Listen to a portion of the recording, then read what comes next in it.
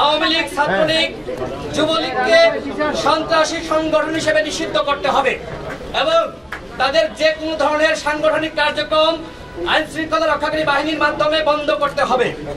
আমরা আরো জানিয়েছি সকল জেলায় নতুন পুলিশ সুপার নিয়োগ দিতে হবে এবং উপজেলা এবং থানা পর্যায়ে নতুন ওসি নিয়োগ দিতে হবে। স্বরাষ্ট্র সচিব জাহাঙ্গীর আলমের আমরা পদত্যাগ দাবি করেছি। একই সাথে বিভাগীয় ডিআইজি সহ দলবাজ কর্মকর্তাদেরকে চাকরিচ্যুত করে দুর্নীতি ও দুর্বৃত্তায়নের সাথে যারা জড়িত তাদেরকে দ্রুত সময়ের মধ্যে আইনের আওতায় আনতে হবে।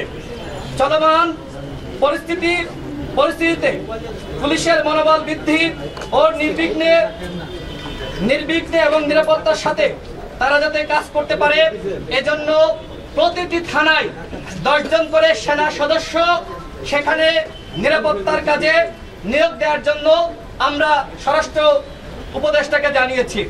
পাসপোর্ট সহ ইমিগ্রেশন সেখানে যে ধরনের হয়রানি এবং ঘুষ দুর্নীতি আমরা বলেছি যে এই দুইটা অফিস স্বরাষ্ট্র উপদেষ্টার পক্ষ থেকে যেন অনতিবিলম্বে ভিজিট করা হয় এবং এই দুইটা স্থানে যাতে কোনোভাবেই ঘুষ দুর্নীতি না চলে সে বিষয়ে যথাযথ পদক্ষেপ নেওয়ার জন্য আমরা আহ্বান জানিয়েছি। পুলিশের কোনো সদস্যের বিরুদ্ধে ঘুষ দুর্নীতি এবং যে কোনো ধরনের অভিযোগ আসলে 1 মাসের মধ্যে তদন্ত সাপেক্ষে ব্যবস্থা গ্রহণ করতে হবে, আমরা এই দাবি জানিয়েছি। এবং একই সাথে আপনারা জানেন যে এই আওয়ামী ফ্যাসিবাদের আমলে ছাত্রলীগ, যুবলীগ, আওয়ামী লীগ তারা বিভিন্নভাবে তারা বৈধ অস্ত্র নিয়েছে। আমরা বলেছি ছাত্রলীগ, যুবলীগ এবং আওয়ামী সন্ত্রাসীদেরকে যে সকল অস্ত্র তাদেরকে লাইসেন্স দেওয়া হয়েছে সেই লাইসেন্স বাতিল করতে হবে এবং অস্ত্র জমা নিতে হবে। এবং সাম্প্রতিককালে থানাগুলো থেকে যে অস্ত্র লুটের ঘটনা ঘটেছে আমরা বলেছি অবৈধ অস্ত্র আগামী 24 ঘন্টার মধ্যে সকল অস্ত্র উদ্ধার করতে হবে। বিভিন্ন সময় অন্যায়ভাবে যে সকল পুলিশ সদস্যদেরকে চাকরিচ্যুত করা হয়েছে তাদেরকে অনতিবিলম্বে চাকরিতে বহাল করতে হবে। এবং আমরা দেখতে পাচ্ছি যে অনেক পুলিশ সদস্য যারা চাকরিতে ফিরছে না, যে কারণে প্রয়োজন অনুযায়ী আমরা নতুন সদস্য নিয়োগ দেওয়ার জন্য আহ্বান জানিয়েছি।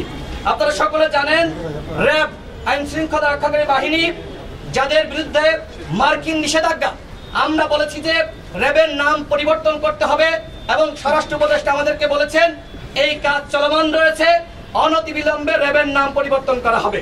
আমরা দাবি জানিয়েছি আইন শৃঙ্খলা রক্ষাকারী বাহিনী পুলিশ থেকে শুরু করে যারা রয়েছে র্যাব তাদেরকে বডি ক্যামেরা তাদের শরীরে ফিট করতে হবে। এই বিষয়ে আমাদেরকে আশ্বস্ত করা হয়েছে যে পুলিশের গায়ে এবং র্যাবের গায়ে বডি ক্যামেরা ফিট করা হবে। এছাড়া আপনারা জানেন যে সাবেক আইজিপি শহীদুল হক তার যে দুর্নীতি আমরা তথ্য পেয়েছি, তার বাসায় অর্থ সহ বিভিন্ন আমরা শুনতে পাচ্ছি অভিযোগ রয়েছে, তার বাসায় সহ যারা পুলিশের ঊর্ধ্বতন কর্মকর্তা যারা বিভিন্ন সময় এই আওয়ামী সরকারকে বিভিন্নভাবে সহযোগিতা করেছে, আমরা বলেছি তাদেরকে তদন্ত করার জন্য এবং তারা যে দুর্নীতির সাথে জড়িত ছিল সেই বিষয়গুলো খতিয়ে দেখানোর জন্য। এবং একই সাথে আমরা 18 সালে, 14 সালে, 24 সালে যে সকল কর্মকর্তাগণ যারা এই সরকারকে ক্ষমতায় আনার ক্ষেত্রে তারা সহযোগিতা করেছে আমরা বলেছি যে তাদেরকে অনতিবিলম্বে চাকরিচ্যুত করে তাদের বিরুদ্ধে ব্যবস্থা গ্রহণ করতে হবে।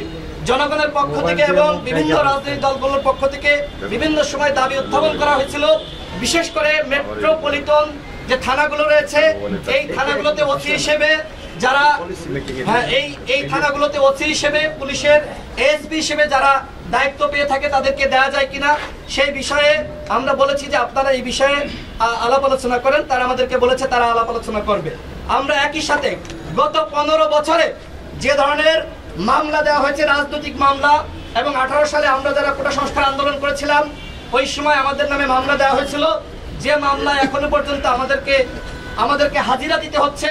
আমরা বলেছি যে 18 সালের কোটা সংস্কার আন্দোলন, 24 সালের কোটা সংস্কার আন্দোলন এবং এই আওয়ামী লীগের আমলে যে সমস্ত রাজনৈতিক মামলা হয়েছে এই মামলাগুলো প্রত্যাহার করতে হবে। মাননীয় স্বরাষ্ট্র উপদেষ্টা আমাদেরকে আশ্বস্ত করেছে আমরা যে দাবিগুলো জানিয়েছি তার প্রত্যেকটা দাবি তিনি পূরণ করবেন। আমরা এই কারণে গণ অধিকার পরিষদের পক্ষ থেকে মাননীয় স্বরাষ্ট্র উপদেষ্টা সহ যারা এই মুহূর্তে সরকারের দায়িত্ব পালন করছে। আমরা তাদেরকে আশ্বস্ত করেছি যে আমরা গণ অধিকার পরিষদ আপনাদের পাশে রয়েছি। তারা আমাদেরকে সহযোগিতা চেয়েছেন। আমরা বলেছি যে কোনো প্রয়োজনে দেশের আইন শৃঙ্খলা পরিস্থিতি রক্ষা করার জন্য তারা আমাদেরকে আহ্বান জানালে আমরা তাদের আহ্বানে সাড়া দিব। এবং আপনারা জানেন যে আগামীকাল আমরা যেটি শুনেছি যে আওয়ামী দুর্বৃত্তরা তারা মাঠে নামবে এবং তারা সভা সমাবেশ করার একটা হুঁশিয়ারি দিয়েছে। আমরা এই বিষয়ে তাদেরকে অবহিত করেছি। বাংলাদেশে যেহেতু আওয়ামী লীগ এই ধরনের গণহত্যার সাথে জড়িত, সুতরাং আওয়ামী লীগ কোনোভাবে বাংলাদেশে আর রাজনীতি করতে পারে না। বাংলাদেশের জনগণ তাদের রাজনীতি নিষিদ্ধ চায়। আমরা তাদেরকে জানিয়েছি সেই বিষয়টি। আগামীকাল আওয়ামী লীগ মাঠে নামতে পারবে না। এ কারণে বাংলাদেশের জনগণকে, যারা এই বিপ্লবে অংশগ্রহণ করেছিল, ছাত্র জনতা, আমরা গণ অধিকার পরিষদের পক্ষ থেকে বলতে চাই আগামীকাল এবং 21 আগস্ট পর্যন্ত লাগাতার আমাদেরকে রাজপথে থাকতে হবে। আগামীকাল আওয়ামী লীগ কোনো ধরনের প্রোগ্রাম করতে পারবে না, আমরা প্রোগ্রাম করতে দিব না। আওয়ামী লীগকে অনতিবিলম্বে নিষিদ্ধ করতে হবে এবং বাংলাদেশের জনগণকে বলবো এই বিষয়ে আপনারা সোচ্চার এবং সচেতন থাকবেন।